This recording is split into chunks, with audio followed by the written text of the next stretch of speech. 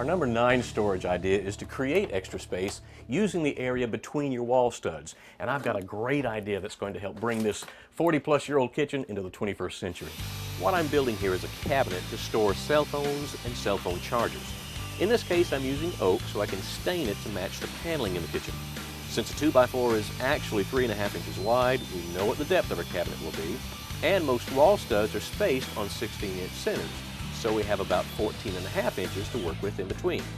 So the only dimension to decide on is the height. The back, sides, and shelves will be made from plywood, while the solid oak I'm ripping will be used to trim out the front. Putting the body of the cabinet together goes pretty easy if you've measured and cut accurately, and this solid trim will create a lip around the front to cover the raw edge where we cut into the wall. And when the finished work is done, that's exactly what I'm ready to do.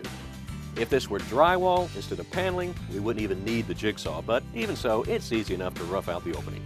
Since I'll need power for my chargers, I'm fishing a piece of wire down to an electrical box below to make my connections, with the breaker turned off, of course. Then I can connect it to the box that I've mounted on the underside of the cabinet and wire up the new outlet. When I'm sure it all fits and the whole thing is level, a few nails along the sides secure the cabinet in place. And the final touch is to screw in these little cup hooks, so you've got a place to hang your keys. Now, one final thought. Even when you aren't charging your phones, if your charger's plugged in, it's still drawing power. So install a surge protector instead and just turn it off when you're not charging those phones. It's a simple way to think green.